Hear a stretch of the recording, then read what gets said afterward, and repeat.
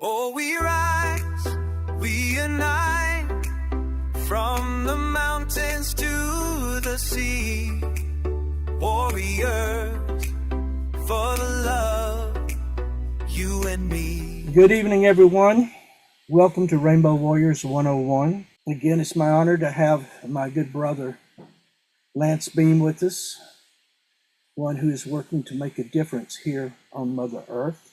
Tonight, I want to start this with thanks, giving gratitude to Creator for this day.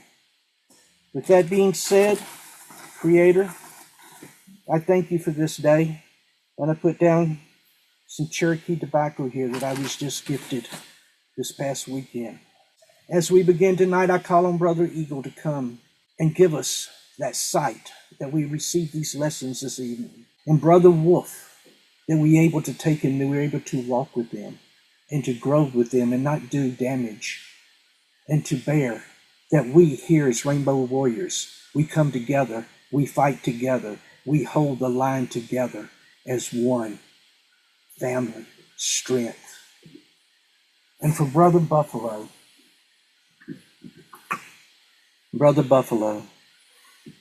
Spirit, that we may stay focused, that we keep the path of our ancestors, that we hold that line. For if we don't, the next 7 generations are doomed. And this week, we acknowledge all the missing and murdered Indigenous women. Over 5,000 disappear each year.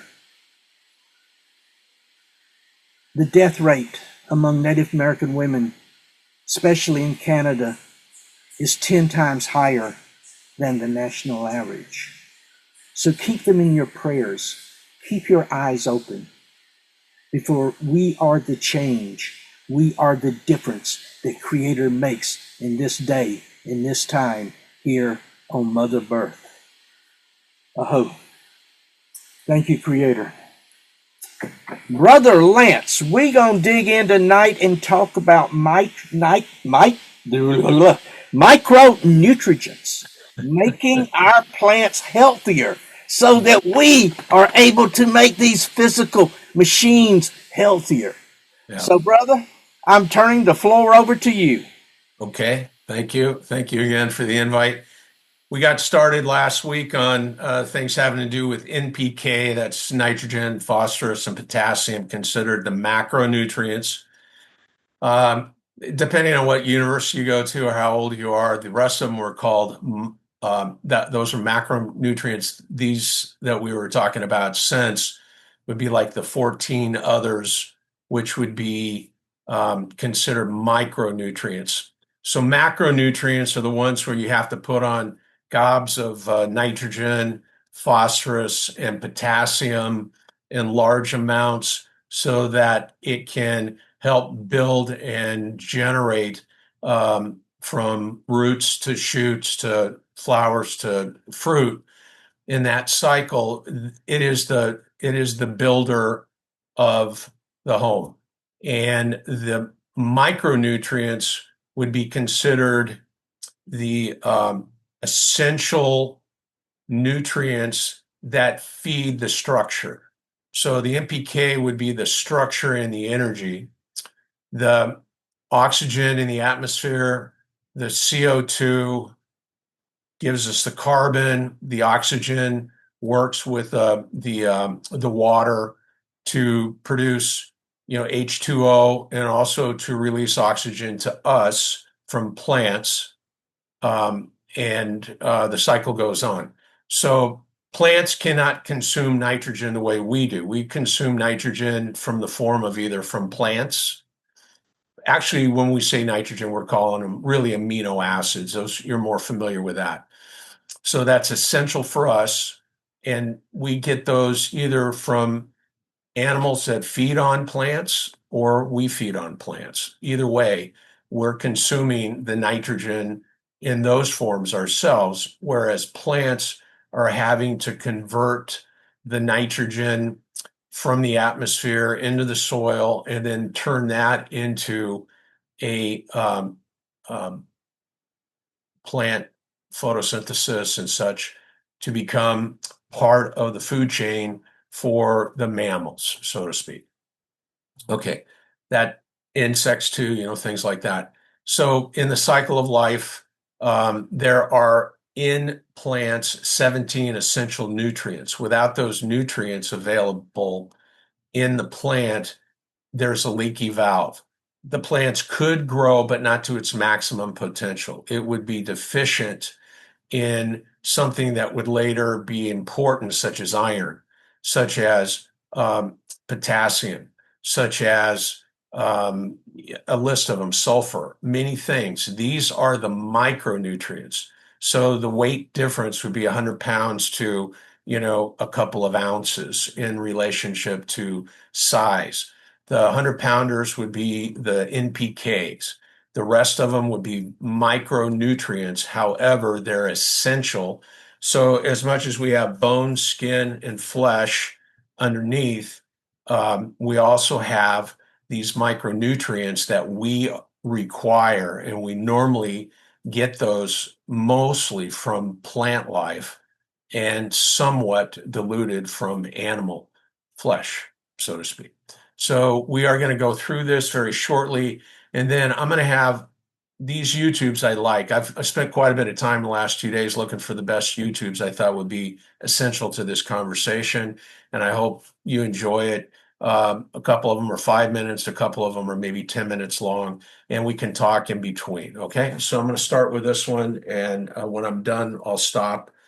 Any questions, and then we'll switch over to the next one.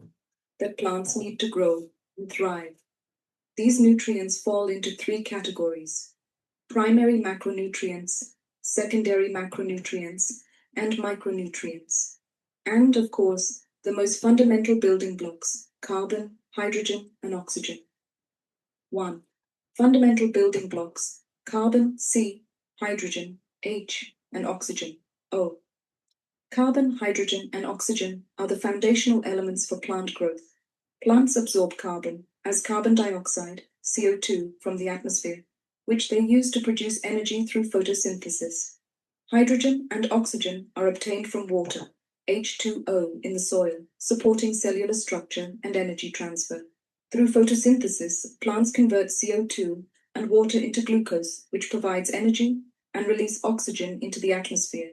These three elements make up about 95% of a plant's biomass and are essential for all cellular functions. 2. Primary macronutrients: N, P, K, nitrogen, N.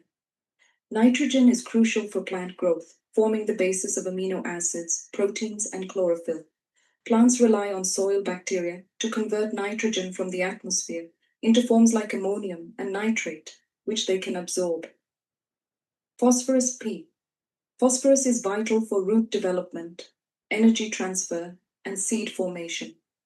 It's involved in DNA and ATP production, making it essential for cell division and energy storage. Potassium, K. Potassium regulates water use, strengthens cell walls, and enhances disease resistance. It helps activate enzymes needed for photosynthesis and supports drought tolerance. 3. Secondary macronutrients: calcium, magnesium, sulfur. Calcium, Ca. Calcium is vital for cell wall structure, root development, and overall plant stability. It helps improve soil structure, particularly in acidic soils, by balancing pH levels. Magnesium, Mg. Magnesium is a central component of chlorophyll, essential for photosynthesis. It helps plants capture sunlight and convert it into energy. Sulfur, S. Sulfur aids in protein formation, enhances stress resistance, and supports enzyme function. It's often provided by organic matter decomposition and is essential for robust plant growth. 4. Micronutrients. Essential in small quantities. Micronutrients are needed in smaller amounts, but are equally important for plant health. These include iron, manganese, zinc, copper, boron, molybdenum, chlorine, and nickel. Iron, Fe. Iron is crucial for chlorophyll synthesis, supporting energy transfer and photosynthesis. Deficiency leads to yellowing, especially in young leaves. Manganese. Mn. Manganese is involved in photosynthesis, enzyme activation, and nitrogen metabolism. It supports green, healthy foliage. Zinc, Zn. Zinc supports hormone production, stem elongation, and protein synthesis. Deficiency can stunt growth and cause small leaves.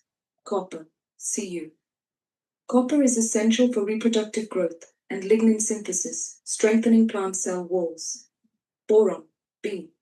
Boron aids in cell wall formation, pollen viability, and seed development. Deficiency can reduce fruit set and cause hollow stems. Molybdenum, Mo. Molybdenum helps with nitrogen fixation and protein synthesis, especially in legumes. Its deficiency affects nitrogen metabolism, leading to stunted growth. Chlorine, Cl. Chlorine plays a role in osmotic balance and water movement. Though required in trace amounts, it's important for regulating water in plant cells. Nickel, Na. Nickel is needed for nitrogen metabolism and aids in seed germination. Though used in tiny amounts, it supports effective nitrogen usage in plants. 5. The role of organic matter and microbes in nutrient cycling. Organic matter and soil microbes support nutrient cycling. Microorganisms decompose organic material, releasing nutrients that plants can absorb. Organic matter also improves soil structure, water retention, and provides a habitat for beneficial microbes. Organic matter additions, like compost and manure, help keep nutrient cycles flowing, supporting long-term soil fertility. Conclusion: managing soil nutrients for optimal fertility. Managing all essential nutrients, from carbon, hydrogen, and oxygen to trace micronutrients, is key to soil fertility and productive crops. Regular soil testing, organic additions, and balanced fertilization are essential for sustainable growth. So when we talk about nitrogen and potassium, phosphorus, those are the macros. There are some secondary now that are classified as what we used to call micronutrients. And primarily, those are big players. They're small in size compared to the NPK, but calcium is probably the most important one of the group of what we'll call the secondary. And then within the group of the micronutrients, it's just dependent on the stage of growth. There's need for copper, there's need for sulfur, almost for everything having to do with nitrogen. And it's books are written on it, as thick as a Bible. So I'm just giving you the overview and what are the essentials, what are considered the essentials. I literally, there's 85 that could be considered essential elements. I mean, many that come out of the ocean that are so small we don't even recognize them, that are important to maybe ocean plants or to lake plants, things like that.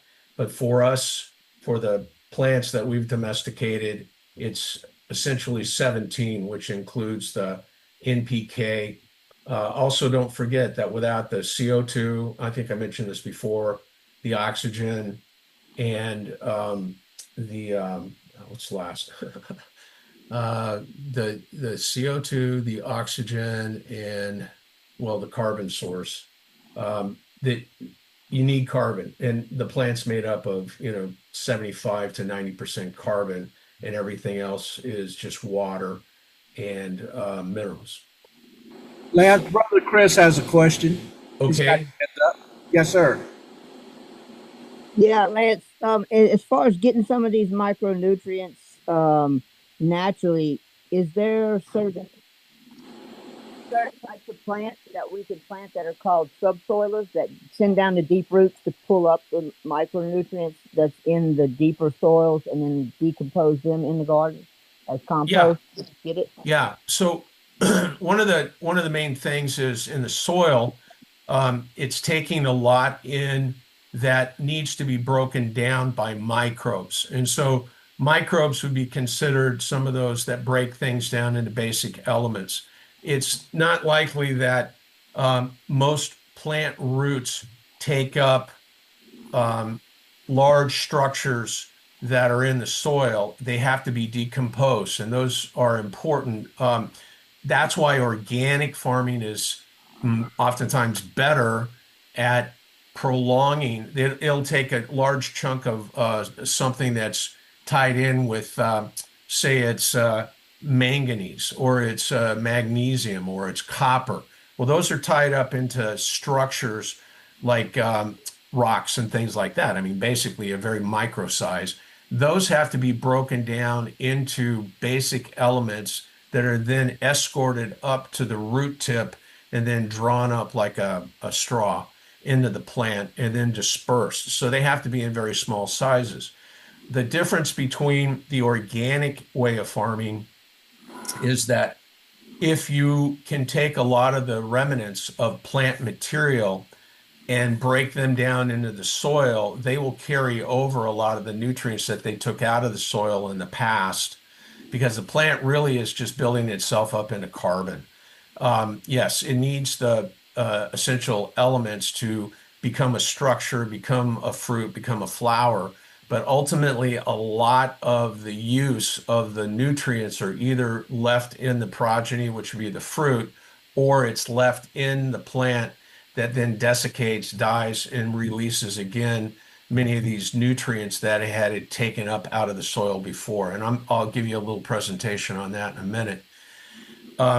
It's really important to have a non-sterile soil. I can tell you from working with nematodes and insect pests in the soil, when we got to learning how to fumigate stuff after tear gas during World War II, which was one of the first fumigants that we used, the carbon bisulfide, we started to learn how to gas the soil against insect and nematode pests. Well, that ruined it it was great because you didn't have that immediate dieback because of those pests that can be pretty aggressive on a young, small plant. And what happened was we killed everything. We killed the microsphere, basically. So, we were killing the fungi at the same time as the bacteria, at the same time as the good nematodes, which, 90% of them are good and 10% are bad, and some of the other organisms. So I think what we're getting back to right now is the ability, and I'll show you kind of how some people have reconstituted old dead plants that you thought were not worth anything, or eggshells or things like that, and find that as we go into organic and get the greater tilth in organisms in the soil, we have much better efficiency at breaking these rocks, breaking these carbon bonds down so that the plants can take them up and they are natural instead of immediate. The problem with the immediate synthetic fertilizers these days, urea, ammonia, things like that, is that they are released immediately, go into the plant, and then they're gone. They're used up. Whereas the ones that are broken down by rock and slowly drawn into the roots using humics or fulvics, those are the ones that you don't have to replenish the soil as much. And so the problem that we see in agriculture is to get high yields, for feeding people, large ag production. It's much harder to carry around those things in large volumes that you need versus these small, little pebbles of little granules that we use of NPK, for example. They're here today, gone tomorrow.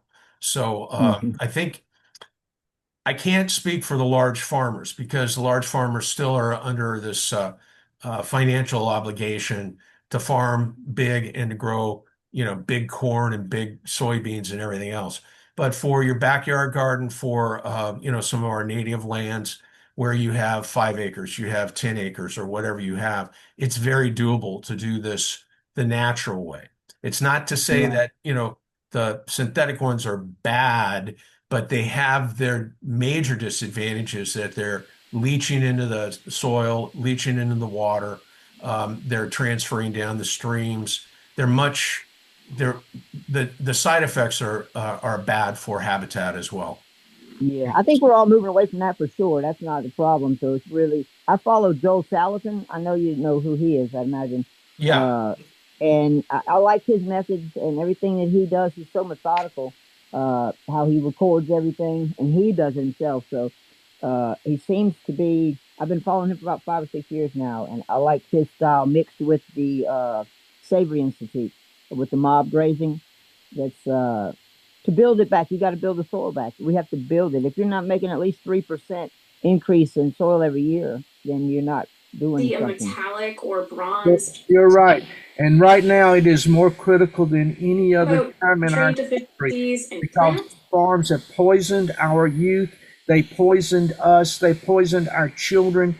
That's why we having all these disorders and all these children, special needs children. It's because we got away from the ways of the ancestors and growing things naturally. You know, after the war, they started after the war, they had to do something with all those chemicals. So they introduced it to the farm, dilute it down, and they said, well, it's so diluted it won't hurt anybody. Well, look at what we have in our schools now. It's sad. And every little farm, every little garden that we do, and being able to know reason why we're doing these things. That's what's really important, to know why we're doing them. All right, Brother Lance, you ready, sir? I am. I think hopefully this goes for us. And this is very interesting. She talks about recognizing some of the deficiencies and what to do. And how you can identify them based off the leaves. As a gardener or a home grower, paying attention to your plant's leaves is very important. It's one of the easiest ways to tell whether your plant is struggling or under some sort of stress. You can use the leaves of your plant as a starting point to help determine whether your plant may have a nutrient deficiency. But before I get into that, there are a few very important things I want to mention. There are many different factors that can cause visual symptoms in your plant's leaves that will closely resemble a nutrient deficiency. Environmental conditions like drought or pest damage or exposure to different herbicides or pesticides are all various things that can stress your plant and alter the appearance of your plant's leaves. In addition to that, many nutrient deficiencies look very much alike. So it is very difficult to identify a nutrient deficiency based solely on the appearance of your plant's leaves. And we always recommend getting a soil test for proper diagnosis in the home garden. It's also worth noting that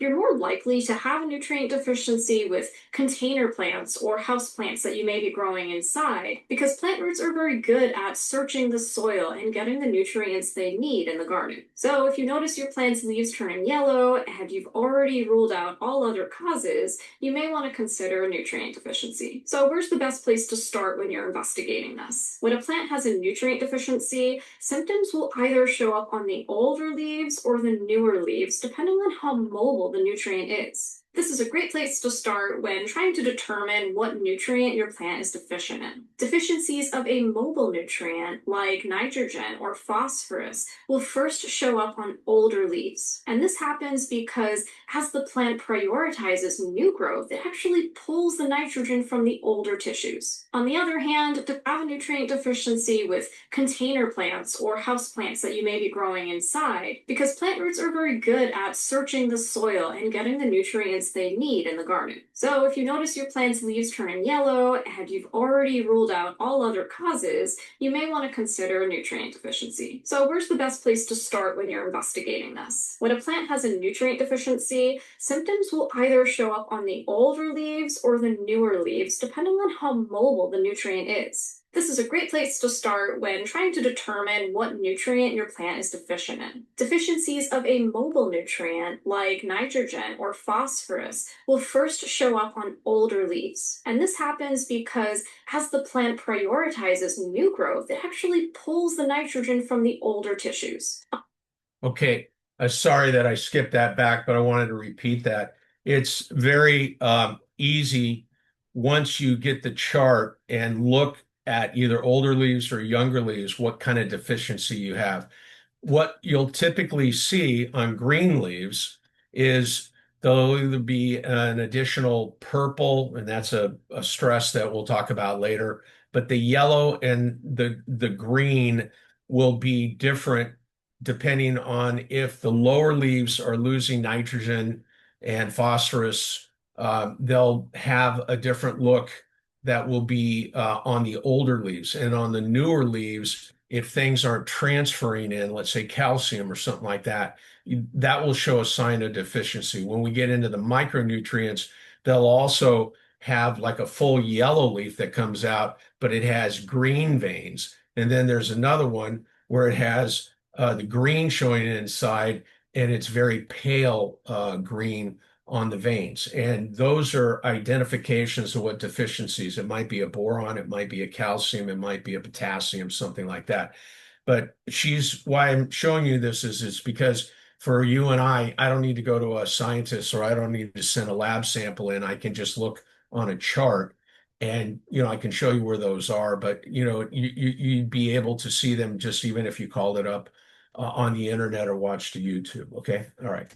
On the other hand, deficiencies of an immobile nutrient like calcium will first show up on the newer growth. This is because immobile nutrients cannot easily move around the plant, so the plant cannot pull the nutrients from the older leaves. And we do have a great chart on geekygreenhouse.com. I'll leave a link to that in the description below. So let's get into the nutrients that your plant may be deficient in. By far, nitrogen is the most commonly deficient nutrient in plants. This nutrient is not held in the soil for a very long time, and it's used in large quantities by actively growing plants. It is a mobile nutrient, so it will move out of those older leaves into the new leaves as supplies run low. The older leaves will become uniformly chlorotic and then eventually die off. The easiest way to fix this issue is by fertilizing. And for container plants with a nitrogen deficiency, a synthetic fertilizer will work just fine. The next nutrient I want to talk about is phosphorus. And depending on where you live, it is not uncommon to have an excess amount of phosphorus in your soil. Typically, phosphorus deficiencies happen due to the plant's inability to uptake the nutrient, rather than there being a true deficiency in the soil. Plants then in turn respond to this stress by producing more anthocyanins, and this shows up as a reddish-purple color on older leaves. The newer growth may not be discolored, but you may see smaller than normal leaves. And it is worth noting that too much sun exposure can also cause purple leaves, but this typically shows up on the new growth rather than the old growth. If you suspect a phosphorus deficiency, you want to be mindful of your temperatures. Too cold of air or too cold of soil can make nutrient uptake more difficult. Plants may also have difficulty accessing phosphorus if your soil is too alkaline or too acidic. So a nutrient deficiency is not always about adding more of that nutrient. Sometimes you have to correct things like the pH or your watering habits as well. Potassium deficiency will show up as brown or yellow discoloration at the tips and leaf edges of your older leaves. You may also see a metallic or bronze sheen on your leaves or necrotic dead spots. Yellowing is typically non-uniform, with the leaf veins of the plant remaining green as the tissue surrounding the veins turns yellow. This is called interveinal chlorosis. If you suspect that you may have a potassium deficiency in your garden, which we actually did, you want to be mindful of your watering habits. Increased soil moisture helps to facilitate the uptake of potassium. And like us, you may need to treat with a potassium fertilizer if necessary. Magnesium is a mobile nutrient necessary for the production of chlorophyll in plants. Deficiency causes interveinal chlorosis on older leaves. Chlorosis begins at the tips of the older leaves and eventually progresses towards the center of the leaf while the veins remain green. You may also see small brown spots or your leaves curling upwards. So like I said, many nutrient deficiencies tend to look very much alike, and this can be tricky with diagnosis. Also, too much potassium can also inhibit the uptake of magnesium. This is sometimes seen in tomato plants when gardeners use a fertilizer that is marketed for tomatoes and really high in potassium. Epsom salts are a very easy way to treat a magnesium deficiency in the garden, though many gardeners add Epsom salts to the garden not really knowing why they're doing it, so we only recommend this if you have a true deficiency. Next, I want to talk about calcium. Calcium is an immobile nutrient, so a deficiency will show up on the newer, younger leaves. A calcium deficiency can also manifest as blossom end rot. Blossom end rot is a pretty common issue that can happen in the garden. This can be due to lack of calcium in the soil, but it is more frequently due to irregular watering. Lack of water interferes with the availability of calcium to the plant. So you want to be mindful of your watering habits and keep soil evenly moist at all times. You can also add mulch to help improve water retention. Also be mindful of the pH of your soil. If your soil is too acidic, you can add lime, as well as calcium and magnesium. We typically don't recommend using a calcium foliar spray to target a calcium deficiency because it is an immobile nutrient, so it doesn't move around the plant very easily. Therefore, it's better to target the roots and feed the plant that way. Iron deficiencies in plants manifest as intraveinal chlorosis on newer leaves, and it often affects acid-loving plants like blueberries. In alkaline soils, iron becomes unavailable, and you'll see that intraveinal yellowing on the newer leaves. Adding iron will typically not resolve this situation, and the pH of your soil needs to be addressed to correct this. Now, of course, there are other nutrients that your plant can be deficient in. It's very important to address nutrient deficiencies in the garden because even if your plant is deficient in only one nutrient, it is enough to restrict the growth and development of that plant. And addressing a nutrient deficiency is not always about adding more of that nutrient to the soil. Sometimes it involves managing other factors like the pH of your soil or your watering habits or environmental conditions. Let us know in the comments if you found on your soil test that you were deficient in any nutrients and what you did to remedy the problem. Thanks so much for watching. I'll see you next time. Hey there, welcome back. So, couple of comments that she was making is important pH of the soil. Most plants love a pH. If you look at a pH meter, 0 would be totally acidic, and a 12 on a scale for pH would be totally salt and further up. So where a plant loves to, I mean, ferns and things like that may be different, tropicals versus desert plants, but all plants perform best within a range of 4 to 6, 7. 7's like neutral. A lot of plants like a little acidic. So if you're looking 0 to 12, believe it or not, 7 is like neutral, right in the middle. But a lot of plants like a little bit of acidity because it is allowing them to take up a lot of these nutrients that are moved more in acidic, not a strong acidic, but a not heavy sulfur or something, but more or less in a neutral region. If you get up to 9, that starts to become a little bit more salty, and it can be more toxic to sensitive plants. I mean, hardy corn plants and soybeans and things like that, they start to shut down at a pH of 8.5 to 9, and they like it a little bit more like between 5 and 7. Some trees do very well in the deserts, as well as up in the mountains. They just are more robust, and they can tolerate a higher pH and a lower pH.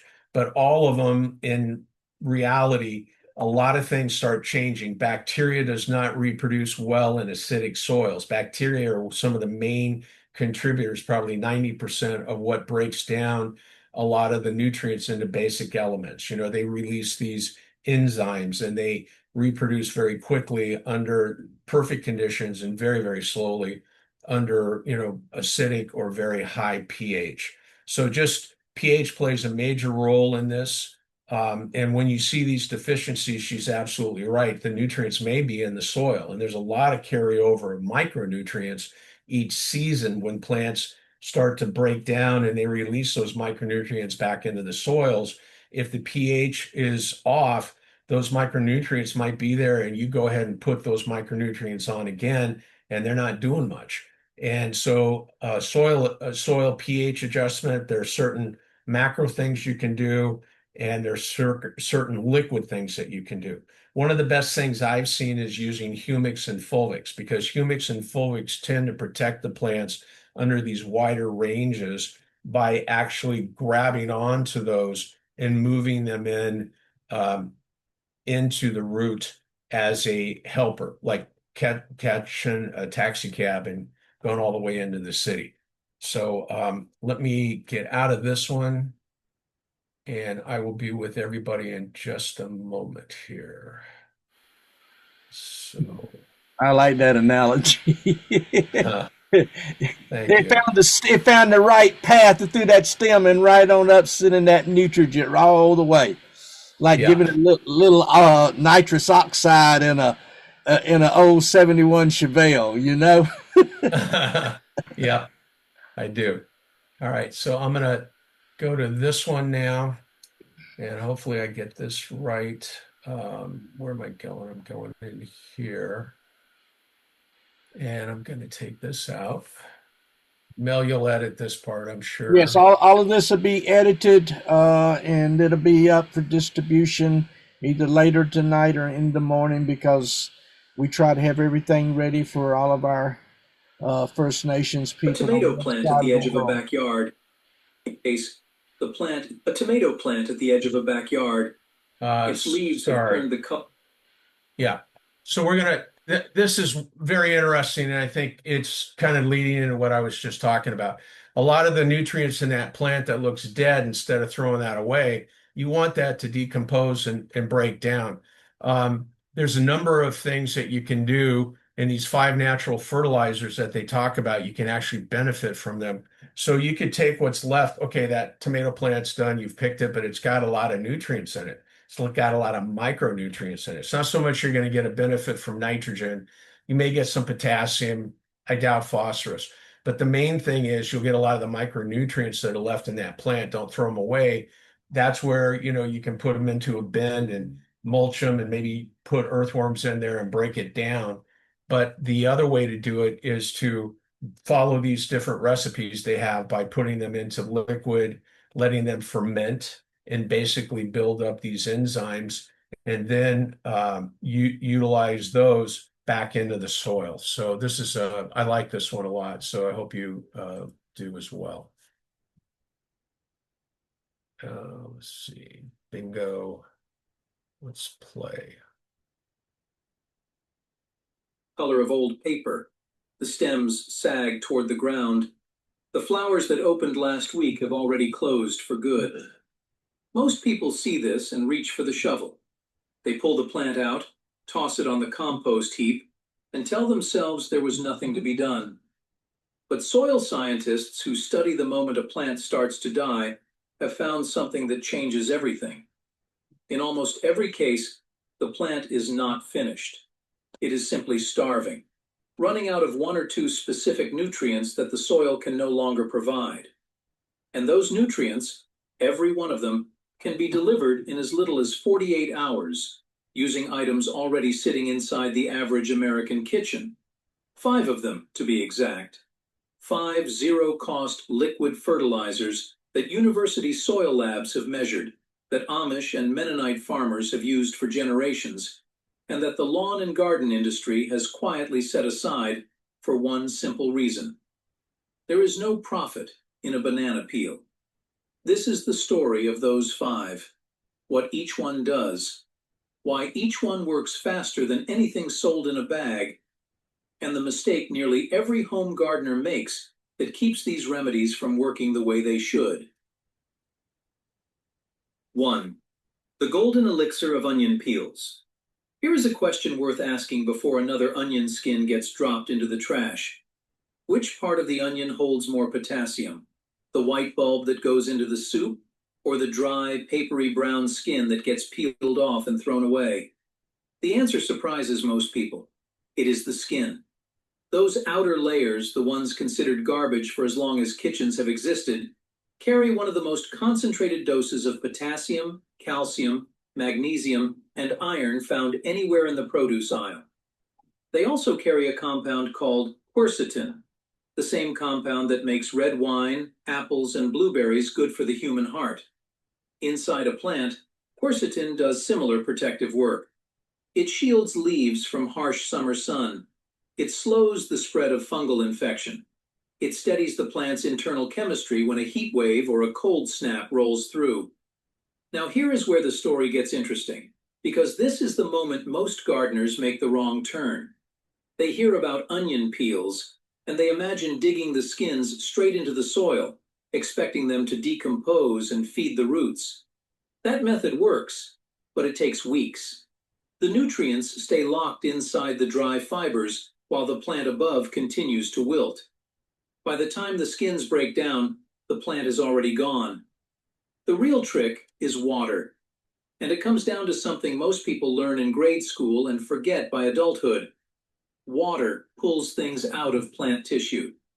The same way a tea bag releases color and flavor into a hot cup, an onion skin releases its minerals into a jar of water. The process takes 24 to 48 hours at room temperature. A handful of dry skins, a quart jar, cool water from the tap. That is the entire setup. Within a day, the water darkens into the color of weak tea. By the second day, it is the shade of deep amber. That color is not a coincidence. It is potassium, magnesium, calcium, and the quercetin compounds leaving the plant tissue and dissolving into the liquid. Once those minerals are in the water, they are already in a form the plant can absorb through its roots immediately.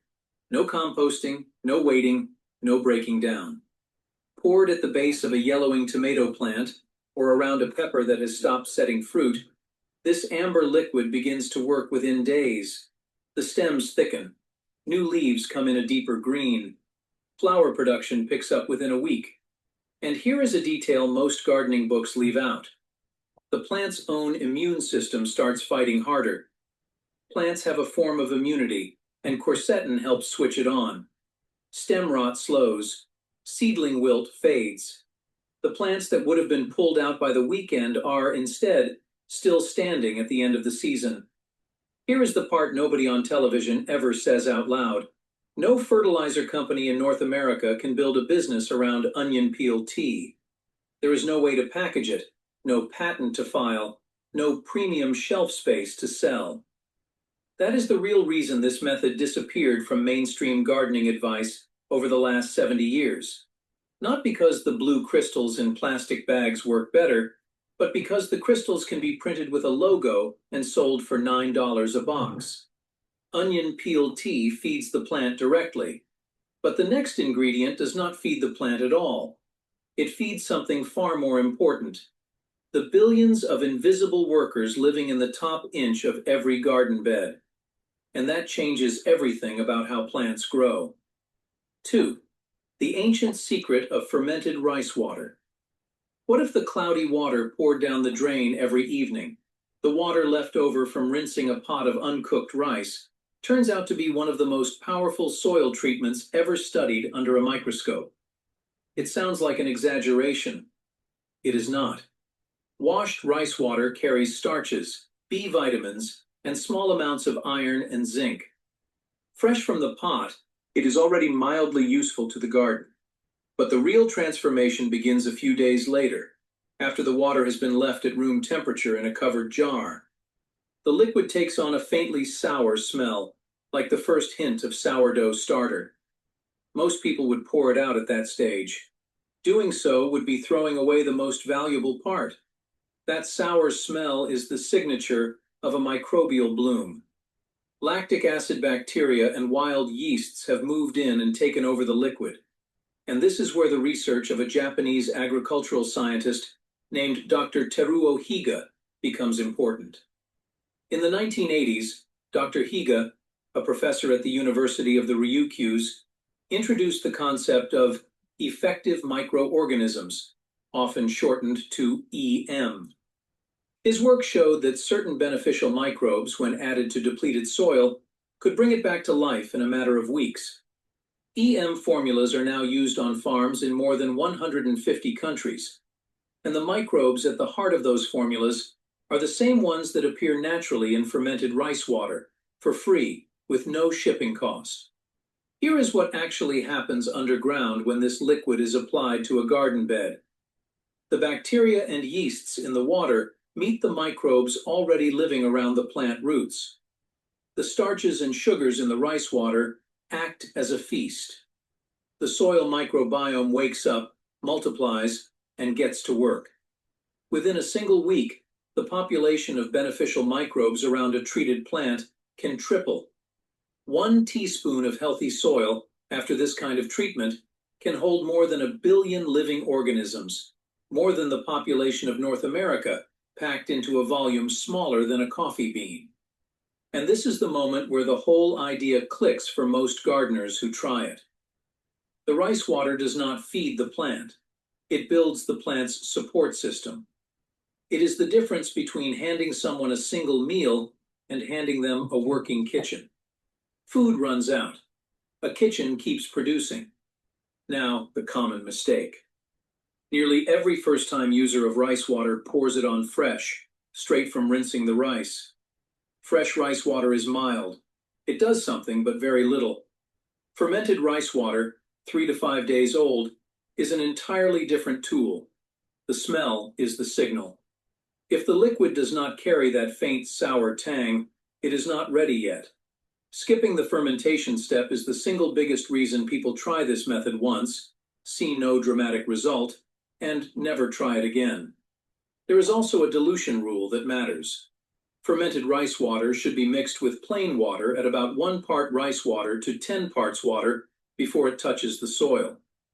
Undiluted, the acidity is strong enough to irritate tender roots, especially in seedlings. Diluted correctly, it is gentle enough to apply every week through the growing season. Rice water wakes up the life of the soil, but a plant already collapsing today does not have time to wait for the soil to rebuild itself. That plant needs food it can drink before the sun sets, which is why the next method exists. 3. The rebirth from the fallen. Vegetable scrap digestate. Every refrigerator in America has one. The forgotten tomato at the bottom of the crisper drawer. The head of lettuce that wilted before anyone got around to using it. The bruised cucumber pushed to the back of the shelf. For most households, these scraps end up in the trash, or at best in a compost bin that will not produce usable material for another 6 months. For a gardener who knows the method, those same scraps are the fastest acting nitrogen source that can be made at home.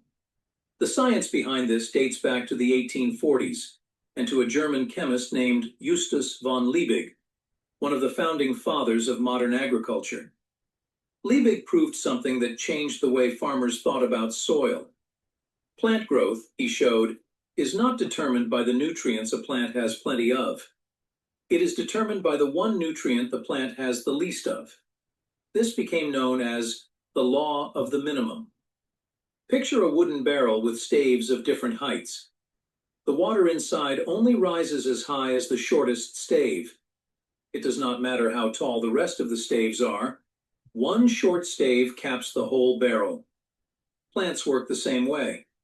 If a tomato has generous potassium and plenty of phosphorus, but not quite enough nitrogen, its growth stops at the nitrogen line, no matter how rich the rest of the soil may be. And nitrogen, in nearly every American backyard garden, is the single most common missing stave. Green kitchen scraps carry what soil scientists call a low carbon to nitrogen ratio. In plain language, they are packed with nitrogen compared to their fiber content. Overripe tomatoes, soft peppers, wilted spinach, bruised kale, old cucumbers. All of them are nitrogen in disguise. When those scraps are crushed into a 5-gallon bucket, covered with water, weighted down with a plate to keep them submerged, and left to ferment for about 2 weeks, something remarkable happens. Bacteria in the water break the plant cells apart. The nitrogen locked inside the tissue gets released and pulled into the liquid. The process has a name: nitrogen mineralization. And in water, it happens far faster than it would in a compost pile. The finished liquid is not pretty. It is dark, cloudy, and strong smelling. The smell is the proof it is ready. Any gardener who has walked past a working compost tea barrel in late summer knows the scent: earthy, pungent, unmistakable. Diluted at about 1 part scrap liquid to 30 parts fresh water, this digestate goes straight onto the soil at the base of the plant. Within 4 to 6 days, the change is visible. Pale, tired leaves deepen 2 full shades of green. New shoots push out from the leaf axils where none were forming before. Stems thicken near the base. A plant that looked finished on Monday is setting new flowers by Saturday. Now the common mistake, because this one burns more gardens every summer than any other. Many gardeners, excited by the result, apply the liquid directly onto the leaves as a foliar spray, or pour it on undiluted. Both are a disaster. The liquid is strong enough to scorch leaves on contact, and undiluted, it can burn root hairs beyond recovery. This method works at the soil, at the correct dilution, applied to the root zone. Never stronger, never on the leaves. Here is the quiet truth that most home gardeners never realize, and it is worth sitting with for a moment. The average American kitchen produces more nitrogen in a single week than a small vegetable garden actually needs in a month. The nutrients are not scarce. They are simply being routed to the landfill instead of the garden bed.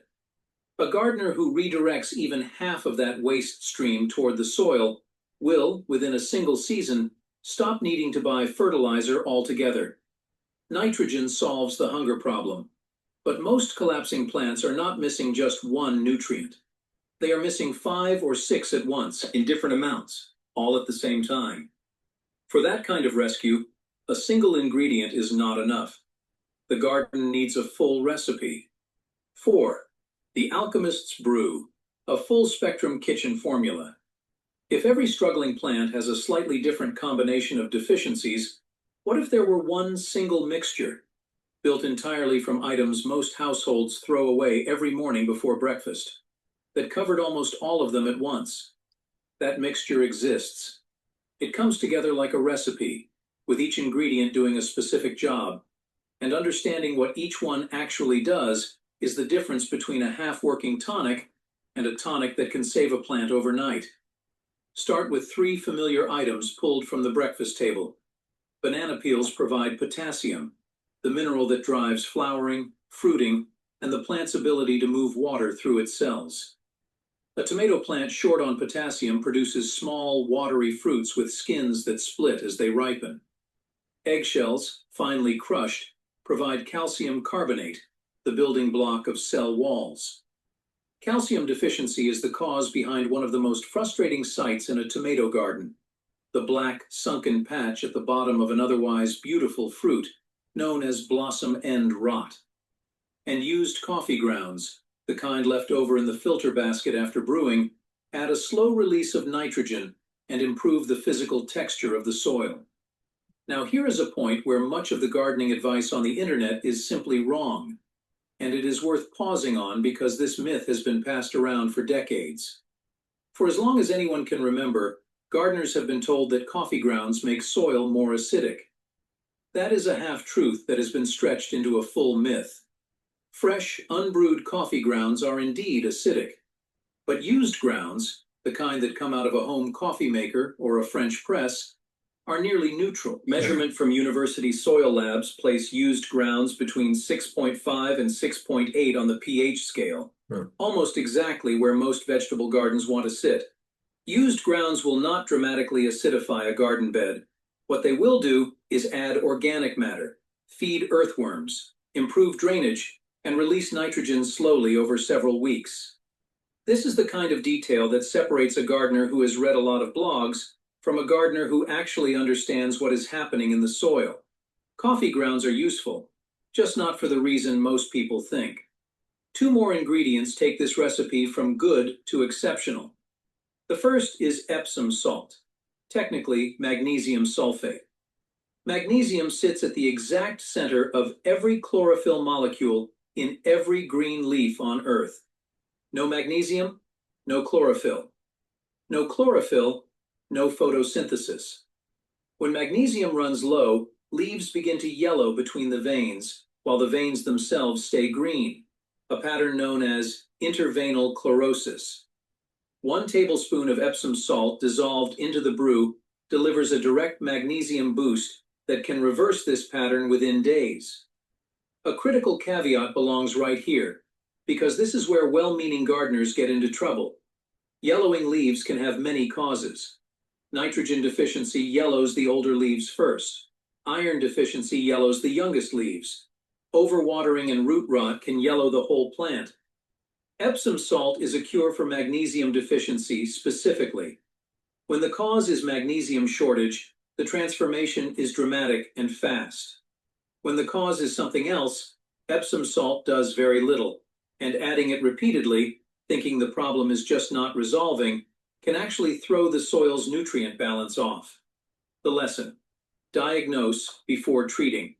The second specialty ingredient is blackstrap molasses. Not regular table molasses, blackstrap, the dark, almost bitter version that comes from the final boiling of sugarcane. Blackstrap is rich in iron and trace minerals, but its real role in this formula is something different, and something almost no gardening website explains correctly. Molasses is food for microbes. A tablespoon of blackstrap stirred into the gallon jug of brew is like ringing a dinner bell for every beneficial bacterium in the liquid. Their populations multiply within hours. Those hyperactive microbes then break down the banana peels, eggshells, and coffee grounds far faster than the ingredients would decompose on their own. A brew without molasses takes 3 weeks to be useful. A brew with molasses can be ready in 3 days. All of these, banana peels, crushed eggshells, used coffee grounds, Epsom salt, and blackstrap molasses, go into about 1 gallon of warm water and steep for 3 to 5 days in a covered bucket. The result is a full-spectrum tonic carrying potassium, calcium, nitrogen, magnesium, iron, trace minerals, and a live culture of working bacteria, all in one pour. The common mistake here is simple, and it is the one most people make: skipping the molasses. Without that microbial catalyst, the peels and shells sit in the water and release their nutrients slowly, week after week. With the molasses in place, the release happens in days. That single tablespoon is the difference between a slow drip fertilizer and an instant rescue. This recipe covers the modern kitchen. But there is one more method, older than any of these ingredients, older than coffee and bananas in American grocery stores, older than most of the houses in any town where this video is playing. A method used by every civilization that ever grew its own food. 5. The giant tea bag, aged manure extract. Before 1913, synthetic fertilizer did not exist. Every farm on Earth, from Iowa to Ireland to the foothills of India, ran on the same 2 inputs: animal manure and compost. Then a German chemist named Fritz Haber, along with an engineer named Karl Bosch, invented a process that pulls nitrogen out of thin air and turns it into ammonia. That invention, now called the Haber-Bosch process, is often credited with feeding half the human population alive today. It is also, quietly, the process that stripped the life out of cropland across most of the industrialized world over the following 100 years. That is the trade-off almost no one explains in a gardening book. Synthetic nitrogen fed billions of people. It also taught farmers to feed the plant while starving the soil.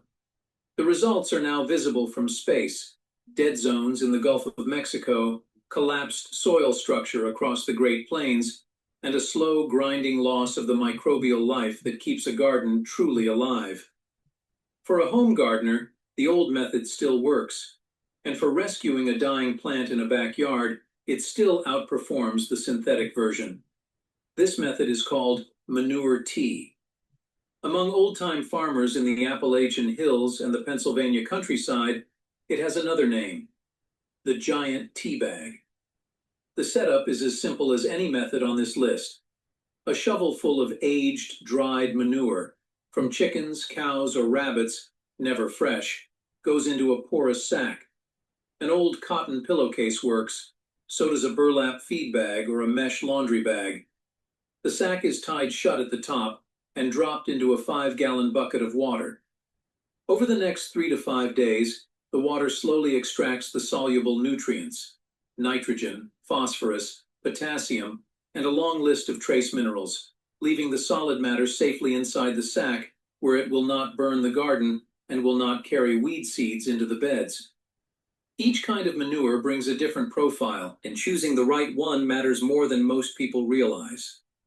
Aged chicken manure carries the highest levels of nitrogen and phosphorus of the 3, making it the most powerful growth stimulant. A single cup of chicken manure tea, properly diluted, can push a tired tomato plant back into heavy flowering within a week. Cow manure is more balanced, lower in nitrogen but exceptional for building the long-term structure of the soil and for feeding the humus layer beneath the topsoil. Rabbit manure is the quiet secret of experienced gardeners. It is the only common manure that can be applied raw to a garden without burning roots, because the nitrogen is already in a mild form.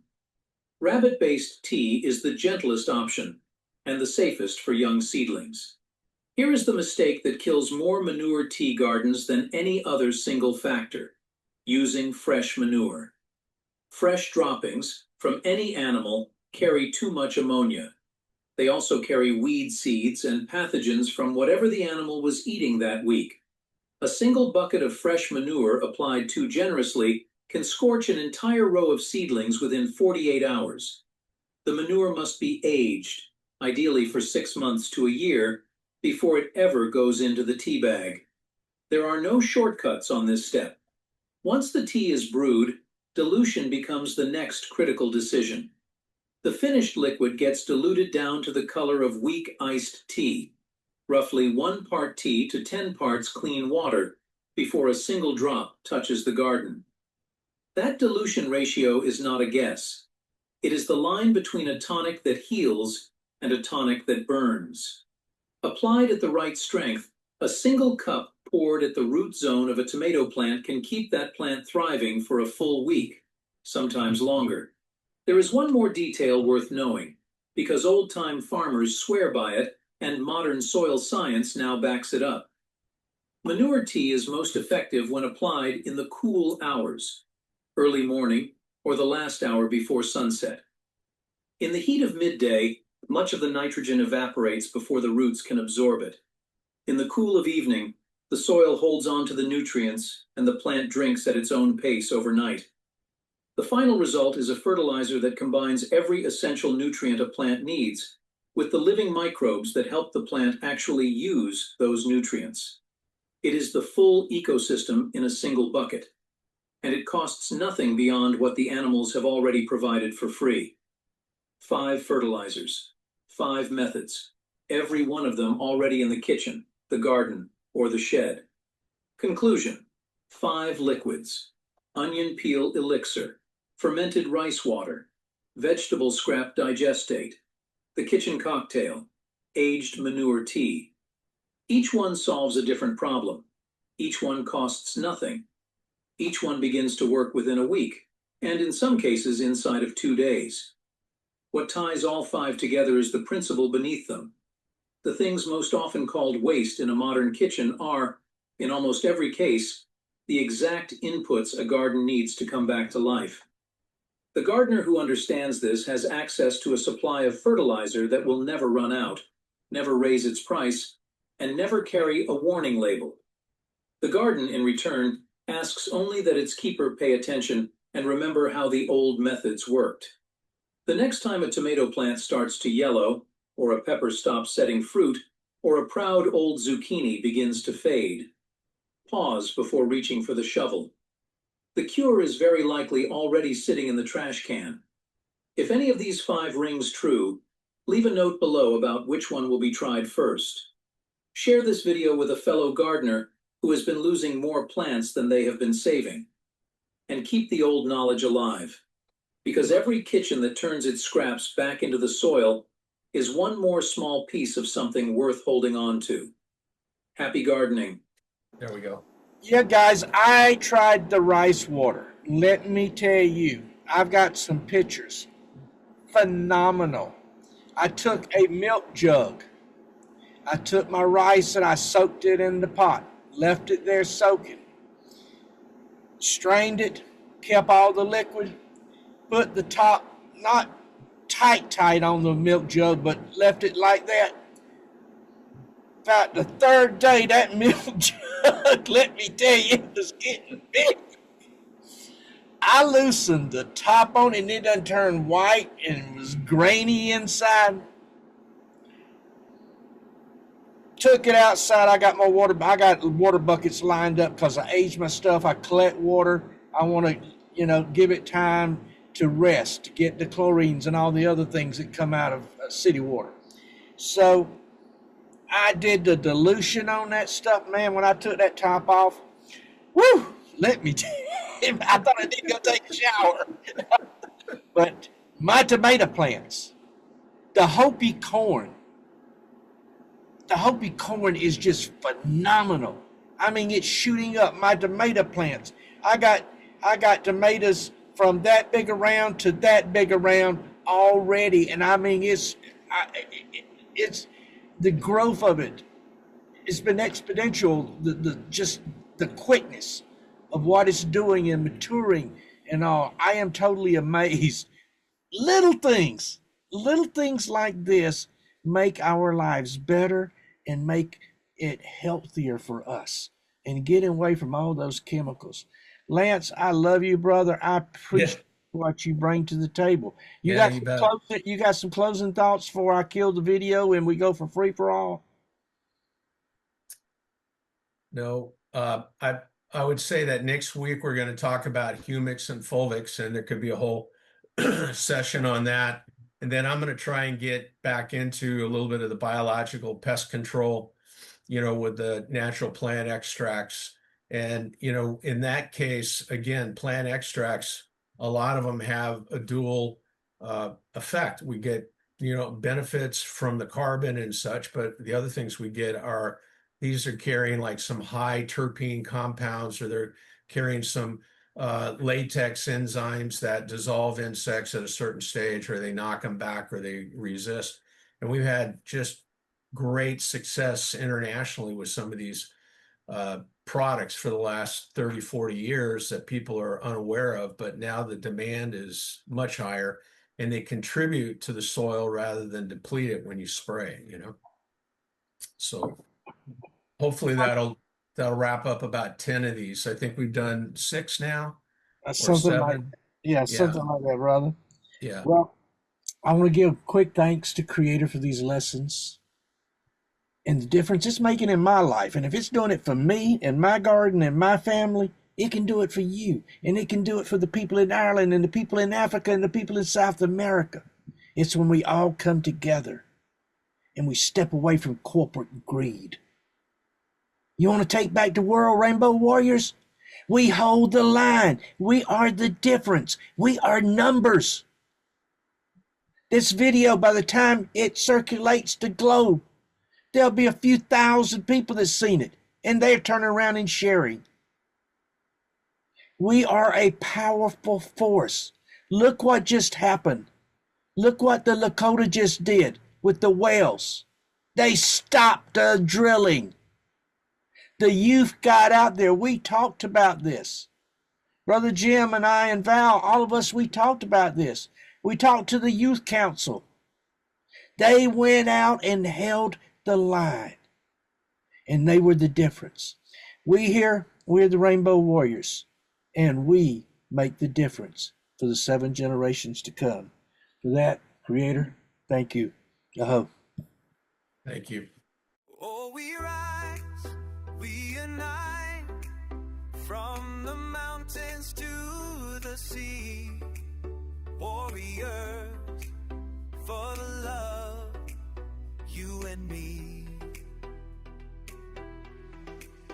We are the new tribe of the earth, connecting our spirits, remembering our worth.